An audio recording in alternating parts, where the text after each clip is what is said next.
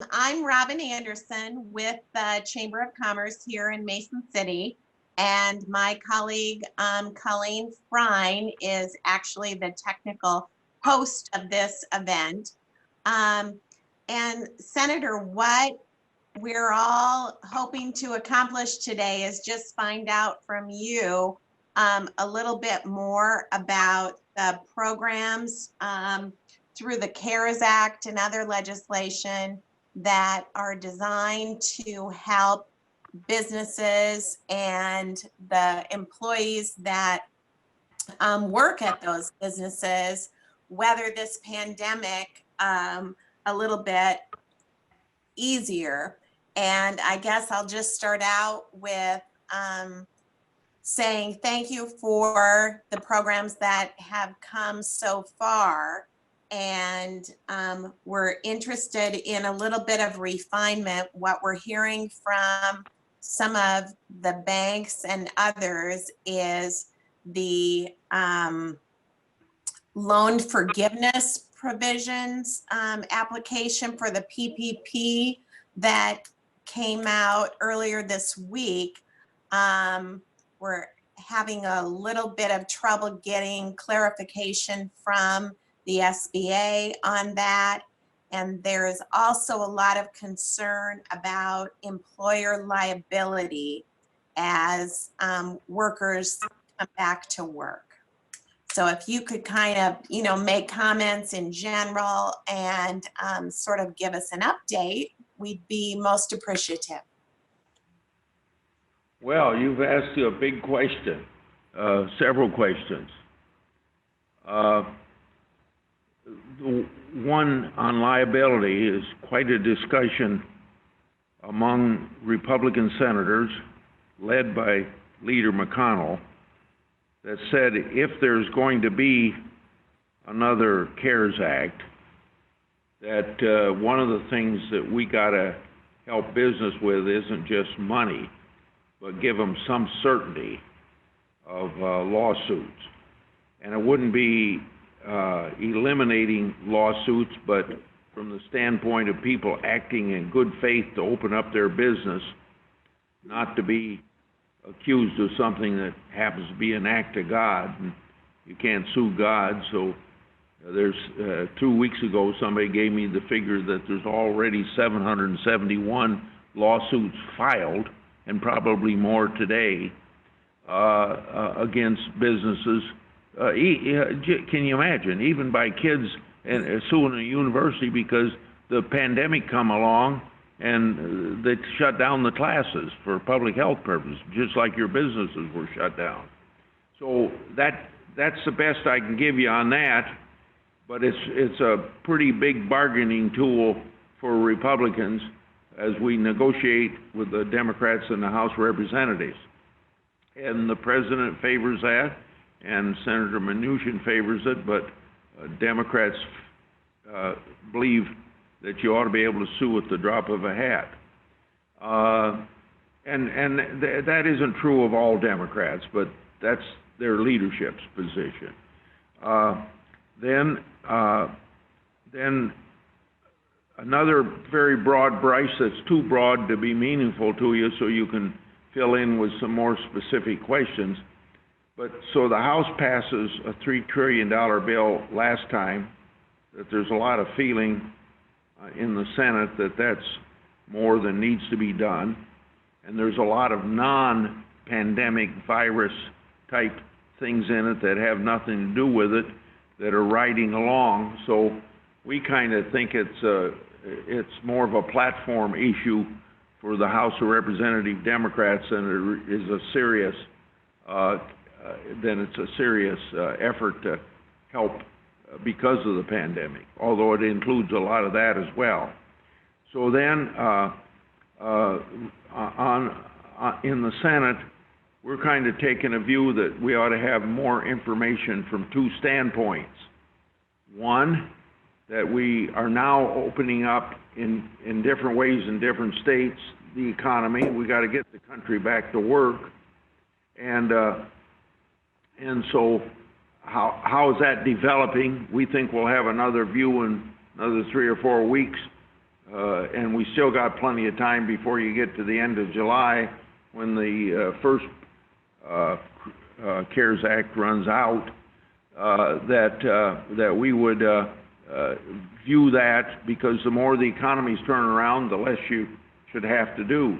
The other thing is there's just billions of dollars, like $150 billion in the PPP program that's not spent, and that's from the second $310 billion we put out in addition to the first $350 billion.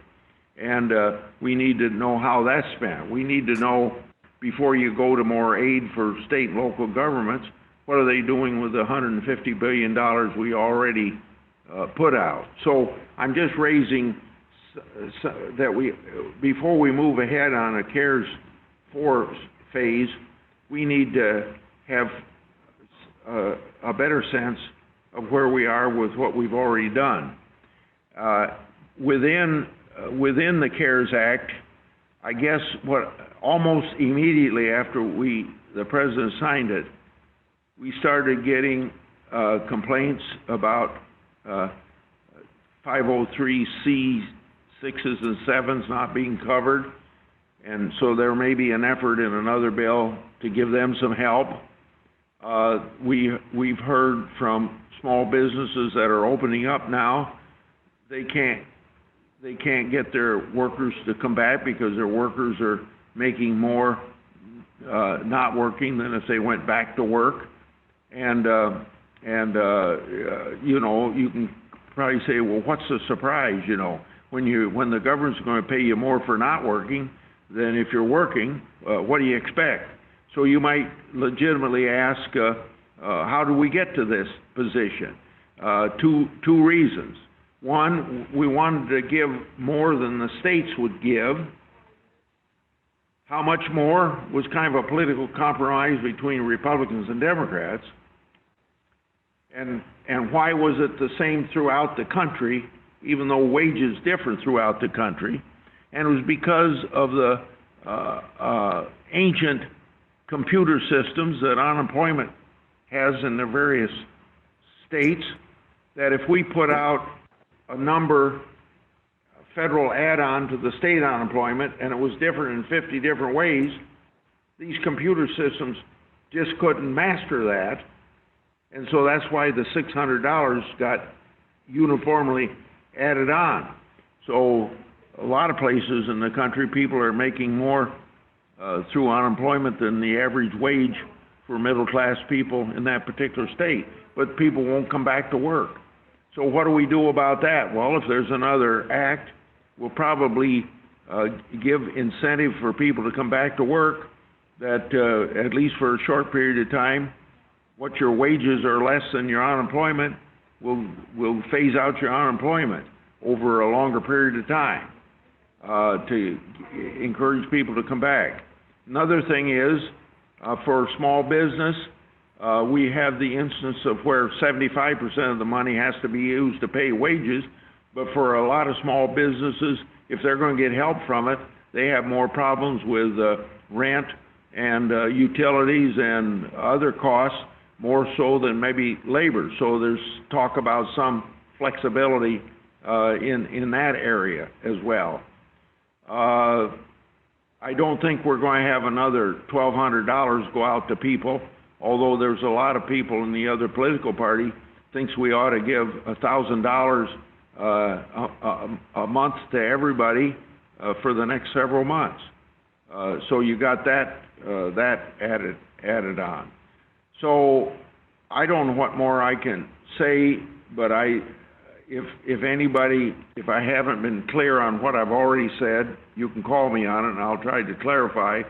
Number two, I may not have addressed anything you're interested in, so that'll have to come up with previous questions. And if anybody's got a different interpretation of the law than what I gave, you ought to tell me. Oh, let me say one other thing.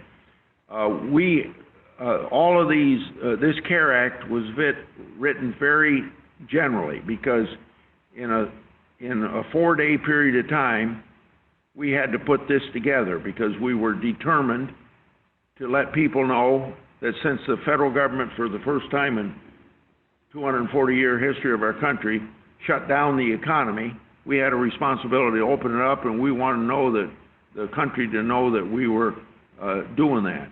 And so it was very hastily put together, and like I said, on the unemployment, we kind of went into it with knowing that that mistake was going to be made, but I gave you the two reasons why it had to be done the way it was done. And the other thing is that the executive branch of government, because they didn't know what the future held for them, they wanted a great deal of flexibility. So there's not a lot of details written on getting this money out, except with the understanding that went into our writing it and the executive branch knowing that. But when there's things come up, we've spent more of our time in consultation with the Small Business Administration, with the Secretary of Labor, with the Secretary of Treasury on some things that we felt that they really weren't doing in the right way. So 2 weeks ago yesterday, I had, as just one example, I had a 30-minute conversation with the Secretary of the Treasury on three things. I'll just mention two of them. One was he wasn't going to give any help to small business if they were going to pay the health insurance of their employees after they were furloughed. And he changed his mind on that. There was another thing he changed his mind on. But another thing that's probably interested to a lot of you folks in small business, whether or not you want to participate or what you're going to have to pay back if you don't do it just right, and that is the ability to take on your income tax, take off wages and salaries that you pay as a deduction, and that was the third thing we talked to him about, and he thought that existing law before we passed the CARES Act, which wasn't changed, didn't allow him to do that, and we tried to explain to him that the purpose of that was to give small business more capital by being able to continue these deductions, and he thought it was double dipping, and we haven't convinced him yet, and he was going to go back to his staff and review it based upon the things we told him what our intent was, and I haven't heard back from him yet on that. But in the CARES Act, or in the Pelosi bill, they take care of that little deal. But to you small business people, it's a big deal. So let me stop there. Okay, well, thank you. We'd like to open it up to questions now. If you have a question, Colleen, can they just unmute their phone and ask? Yes, they can. Okay. And I have one actually that was sent to me by Mark Dodd. He says one of the PPP restrictions is for companies over 500 employees, however, did not take for-profit versus non-profit organizations into consideration. One Vision, for example, is a nonprofit that employs 550 people but is not eligible. Is there any future consideration for making PPP available for nonprofits that employ over 500 staff? Well, first of all, he wouldn't be getting that help from the PPP. He'd be getting that help from the Main Street program that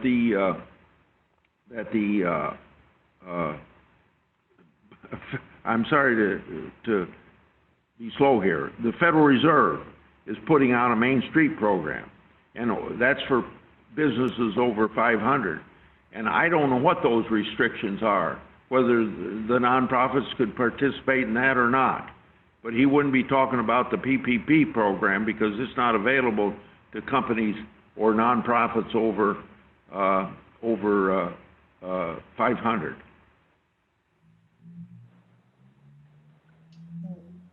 And Senator, while we're talking about the PPP, do you think, is it a separate bill that's in the House right now that's looking at including 501c6s, like economic development organizations and chambers of commerce.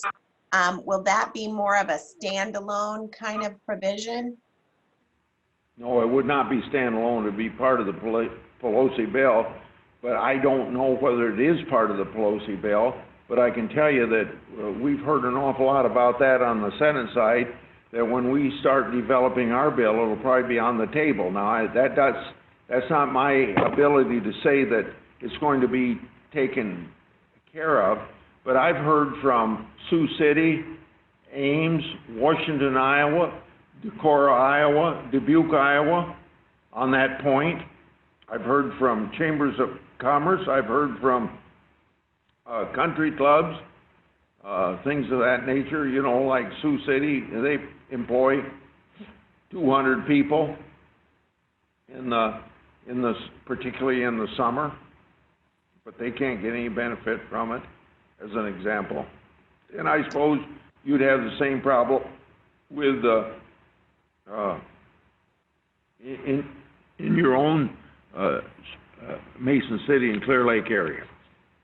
Yes, and I think you've heard from us too. I even sent along specific information about our budget as it relates to this, and because we're a small business too.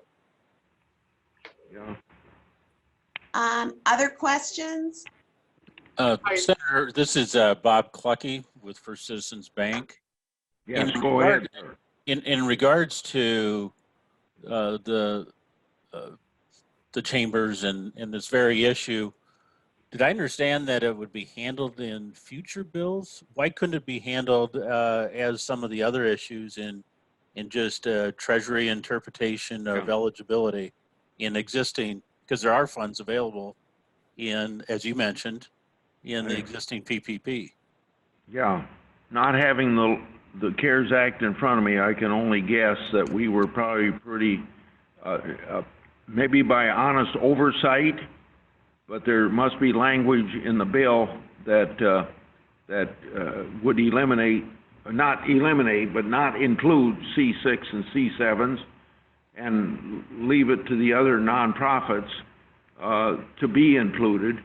And I'd have to say it's probably an oversight, but I don't, know that for sure. Because let me say another thing. Everybody's heard about this in the Senate. So if it could have been done by convincing Senator or Secretary of Treasury Mnuchin, it'd probably be done by now. But and I guess that was my point in regards to rural hospitals. That's exactly how it was done after lots of lobbying, because they were excluded in the first round. And that was, I can tell you that in our particular area, some of the hugest need was the rural hospitals. Yeah. And they finally gained through an amendment to the interpretation through Mnuchin, that, and I would think that this could follow the same process, but I guess I'm asking the rhetorical question. But well, the rationale that I used in contacting Mnuchin about the rural hospitals was this. I said, we got 88 critical access hospitals in Iowa. And I said, I go around to a lot of hospitals to visit. Some of them are connected by municipal hospitals, some of them are nonprofits, some of them are county. And I said, you can't tell the difference between them. I wouldn't know whether one's county or not county unless it's on their door when you go in. And I said, you gotta look at how these operate. And so they came up with the fact that if you didn't have 50% of your income, less than 50% of your income from taxes, then you could be helped. But it just didn't make sense. And Nebraska had the same problem, and maybe every rural state has this problem. But we were talking mostly from the standpoint of Iowa and Nebraska. And so there was infinitesimal difference between the two, where there's I guess maybe you'd say other nonprofits, there's probably a lot of difference between those nonprofits. But I just wanted to explain to you my argument to Mnuchin. Senator, this is Charles Sukup, Sukup Manufacturing in Sheffield. What's the outlook for ethanol in this next year? We're just seeing the collapse of demand for corn with ethanol reduction and pork processing plants being closed. What is the government doing? What's your outlook on things? I know you've always been a great advocate. Well, you're asking a very day that Klobuchar and I put in a bipartisan bill to do what I was trying to get done in the CARES Act, but it was all related to equity between ethanol and petroleum, because the two are legitimately connected. You know, I mean, we wouldn't be using ethanol if it wasn't mixed in with the gasoline for environmental reasons and for energy dependent reasons and all that. So 6 weeks ago, we made up our mind that if we were going to do anything for oil, there had to be equity for this. And we thought there was going to be something done for oil. And it didn't get in, so that left out our ethanol attempt to help. And the way we were going to help was subsidize the feedstock of the ethanol industry, which is subsidizing corn basically, or maybe in soybeans and biodiesel. So then,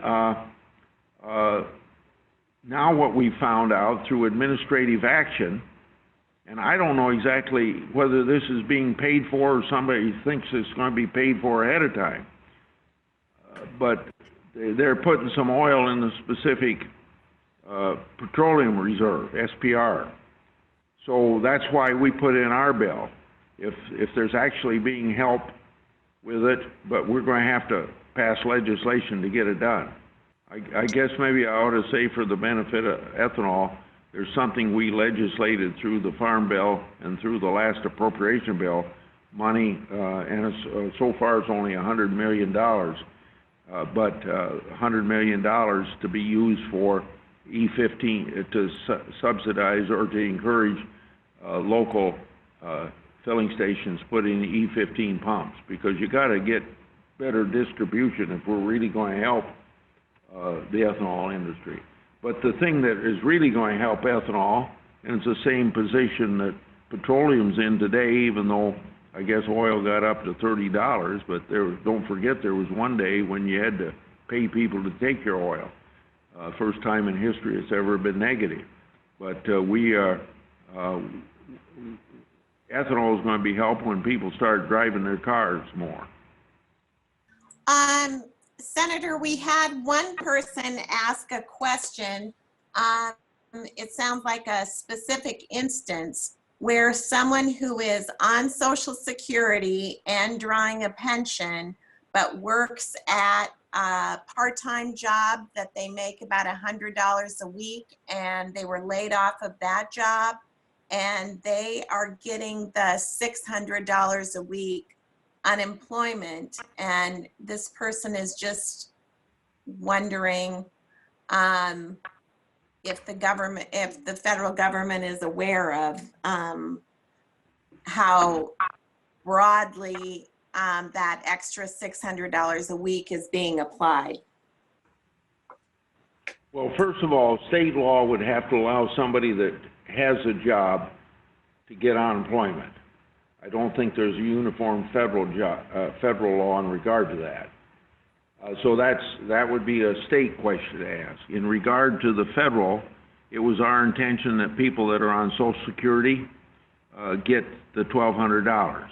So he's entitled to it just because he was on Social Security.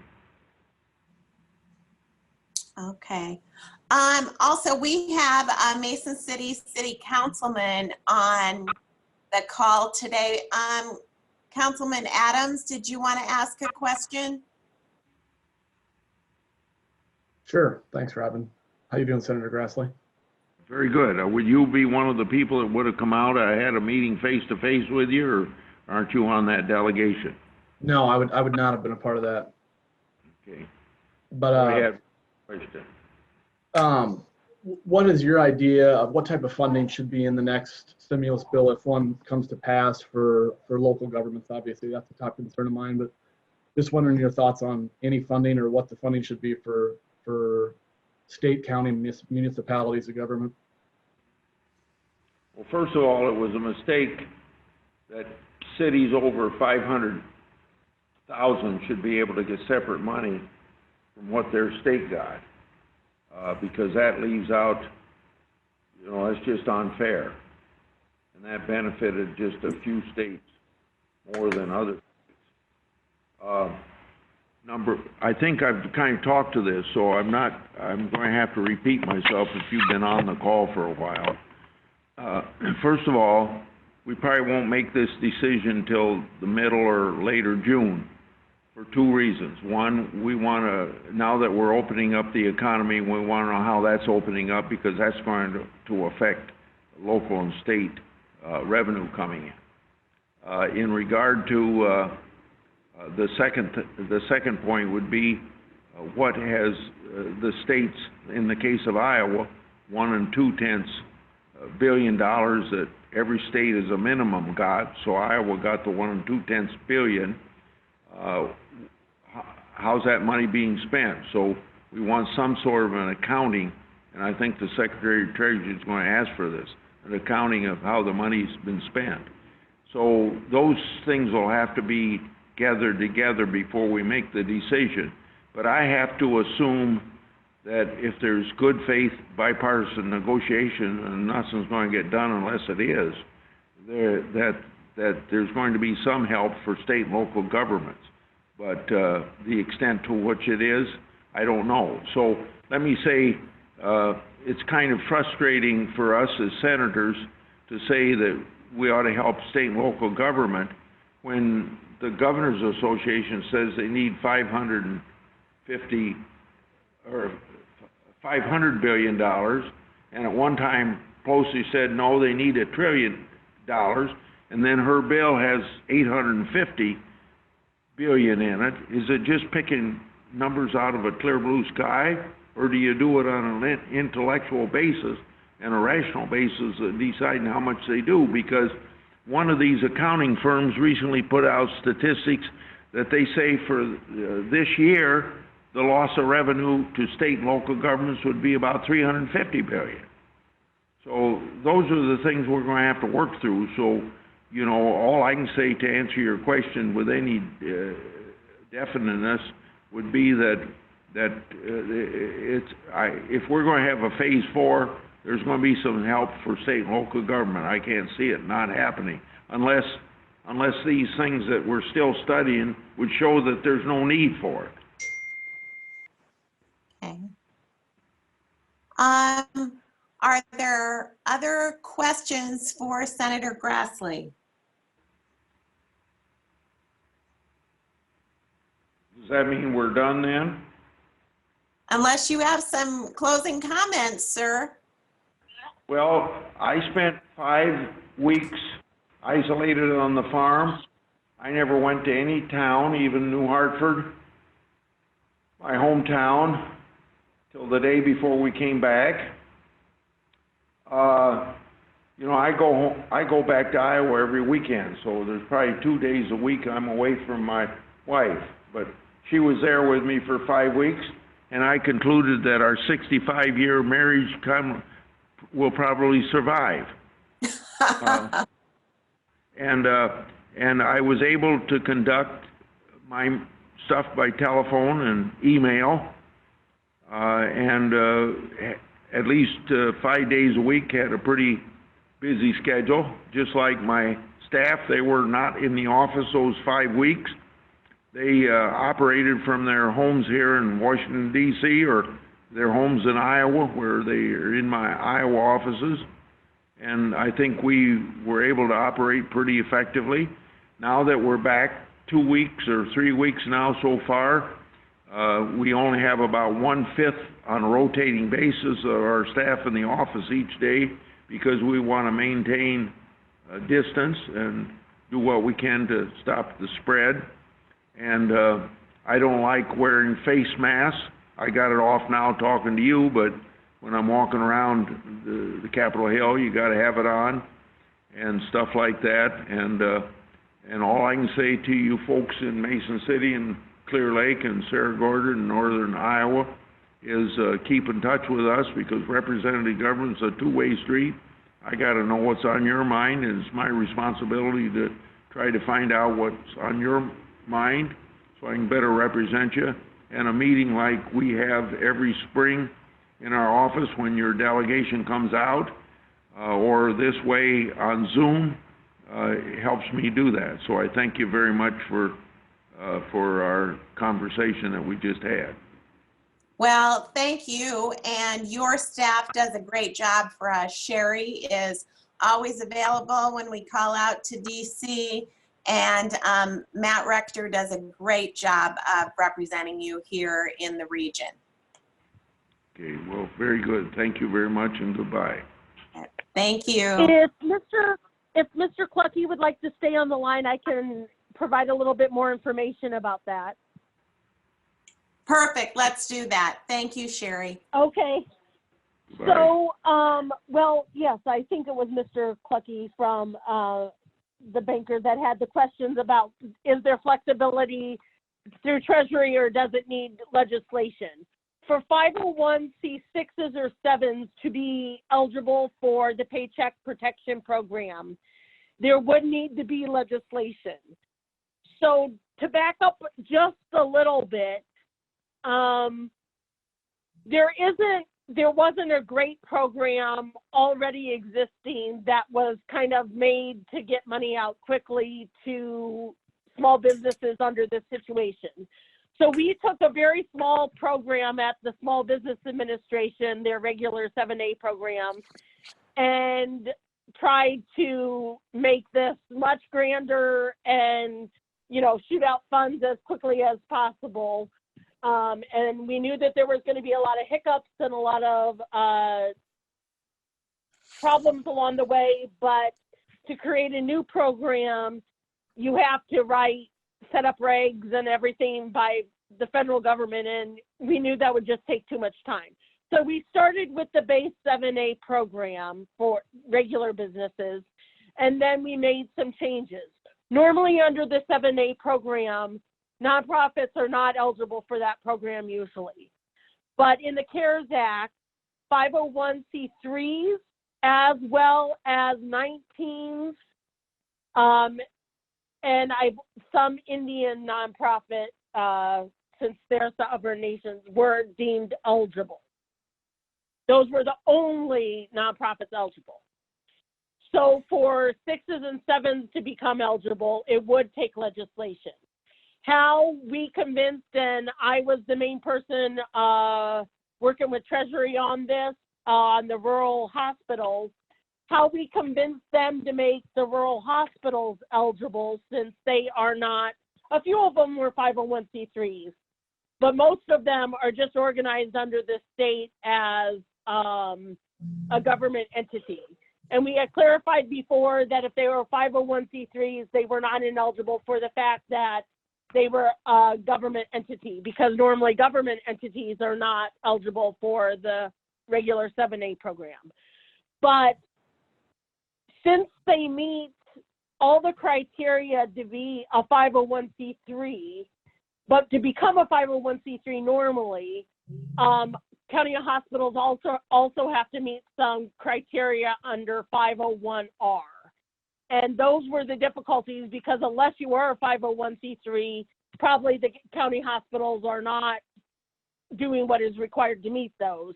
But we were able to work with Treasury to say that if they could document that they would meet the 501c3 qualifications, that they would be eligible. And how they came to that is then it would be meeting the same criteria, the 501c3, even if they weren't deemed, since this was such an interest for Senator Grassley and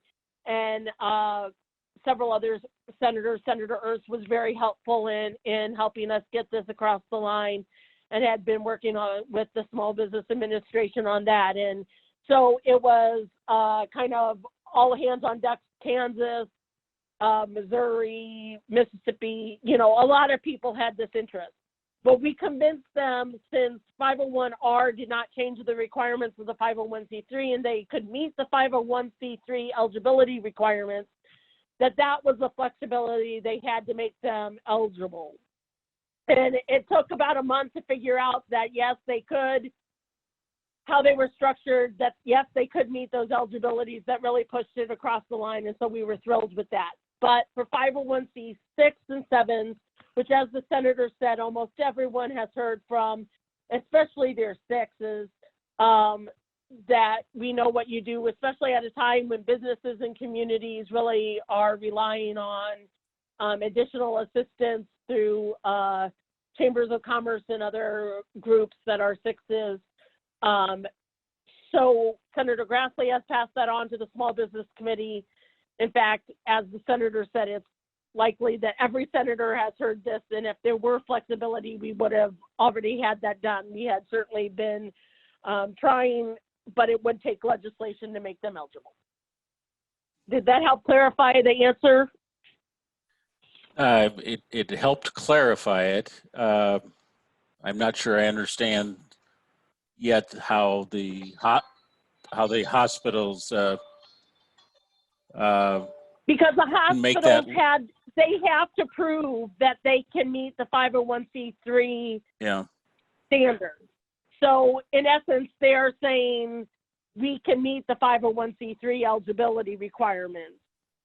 Can Because chambers of they commerce only have and to meet the 501c3, not the 501R.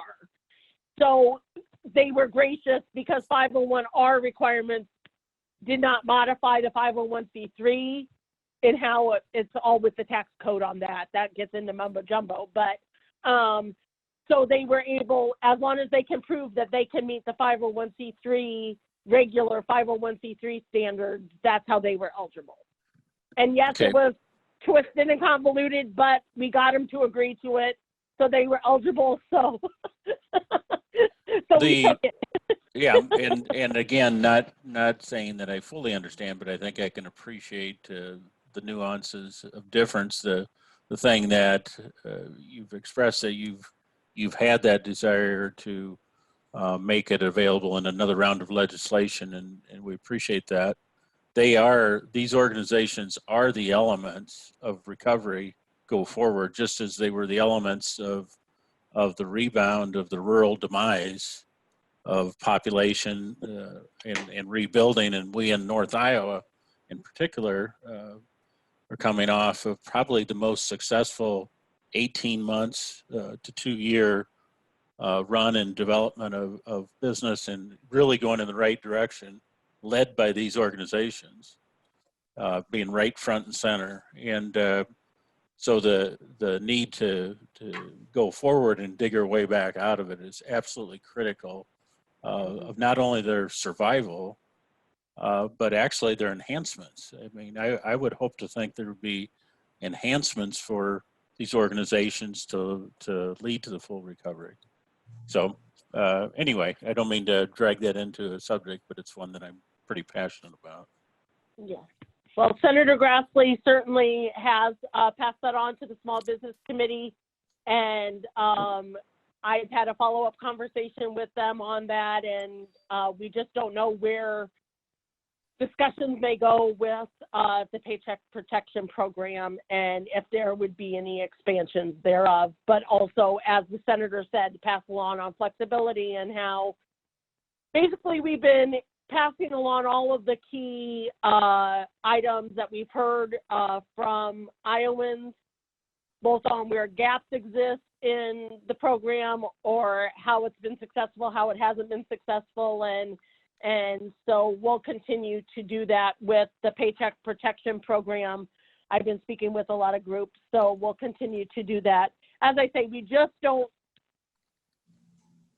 exactly know what any next package might look like. This negotiations haven't been full, as the senator said. More the House was more of a list of all things, and so we'll have to get down to negotiation. But just like I was on a call with the state of Iowa, and you know, some of the money is just now making their way to the state, or because of all of the immediate response now, how do you distribute some of these funds? And a lot of clarification is still coming from Treasury, say, in some of the state funding responses. And so can it be used for matches to the FEMA funds, or can it be used for keeping vital first responders on payrolls? Can it be used for, and all of that will depend then on how it gets down to the local level, which the state is being very honest and open with, that they are trying to be careful on how that's done, because if that money is not used correctly, which Treasury has said that states are going to be very, very closely watched with all that, it gets clawed back from the state. So also they want to know fully what's eligible for it, because it has to be a COVID-19 related expenditure. So it can't be for just refilling the coffers of lost revenue for state and local governments. So that's why they're trying to figure out the full eligibility and how that can best work with the state and local governments. But certainly they understand how this has affected counties and local governments, and you know, the situation we're all in. But one thing that silver lining, I guess, is that the state of Iowa, as you said, had been experiencing some really successful years in growth of businesses. We've had very low unemployment for quite a few years. The state's finances were in relatively good stead, and they had a nice rainy day fund that they plan on using, you know, for this crisis related items. And so hopefully that will lead to Iowa being in a better position to rebound as quickly as possible. And I know that businesses, small businesses, our manufacturers, our agriculture interests, all of these are the key backbones of any type of recovery. And we know that agriculture is in quite the situation right now. And you know how Senator Grassley has always been so passionate about agriculture interests, and will continue to do what he can on that interest. And then, you know, small businesses, we realize that there's many different situations that, unfortunately, it was a one-size-fits-all program doesn't really fit all, and we understood that, and that there's a lot of concerns. So we've been sharing those with to see how we can work forward. We're sharing that also with the state, and they know that. So they're continuing to try to look for ways of helping long-term small business recovery as well. Okay. Good. Well, Sherry, thank you.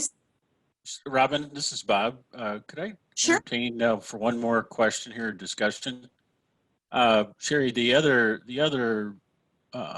organization in North Iowa, and obviously throughout Iowa and the country, are the community colleges and I know their revenue source and the tax and that situation, who are not eligible for PPP. And there has been some, the colleges, as you know, became the privates and the 501c3s and some other affiliation or designation became eligible for the PPP, and the community colleges did not, and they're facing a lot of the same issues. And they too are kind of hand in glove with the rural economic development, kind of in the same vein as the chambers and as far as with the STEM and employment and all of that. Is there anything that you can shed any light on their potential eligibility for any type of assistance, specifically PPP? I don't know on specific eligibility for PPP. Obviously, that's something that has been passed along of interest. And I don't work on education issues, so I know that that is also being discussed in the education and labor realm. We know that likely skills training or re-education might play a factor in job recovery. You know, right sizing people in different jobs, as this might hasten on some of the restructuring that businesses might be looking for. Certainly, Senator Grassley is very aware what a critical part that community colleges play in the economics in a region, and we have wonderful community colleges in Iowa that jump in and work with the communities, work with businesses, finding a way to educate workers in what type of jobs we need for when, where, how, and really working with the individual student so they can be as successful as possible.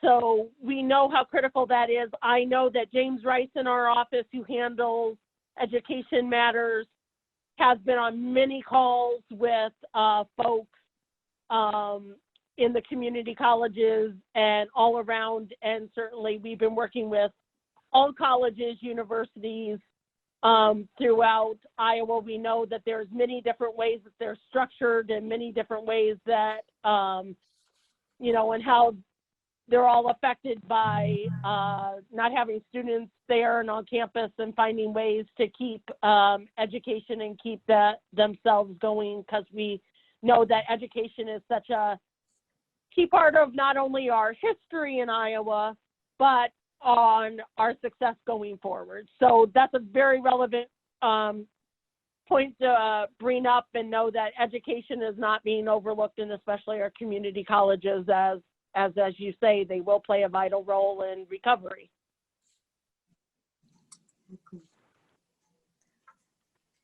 Okay, anyone else for the good of the cause? Well, Sherry, thank you so much. And for those of you who don't know Sherry, if you have a question, she's always happy to help you and find the answer, or find the person who has the answers. So don't be afraid to reach out to her or to Matt Rector, who serves our region. And absolutely, and I can be reached at the DC office, and my email is Sherry, SHERRY _Kuntz, KUNTZ, at Grassley, GRASSLEY .Senate, SENATE.gov, GOV. And love working with your community. You've done such wonderful things, and continue to grow and thrive, and we love that, and look forward to working with you all in the future. And don't hesitate to reach out to Senator Grassley. As he said, that's what we're here for, and he wants to be of assistance in any way he can, and appreciates hearing from you, and appreciates this forum. okay, thanks so much, everybody.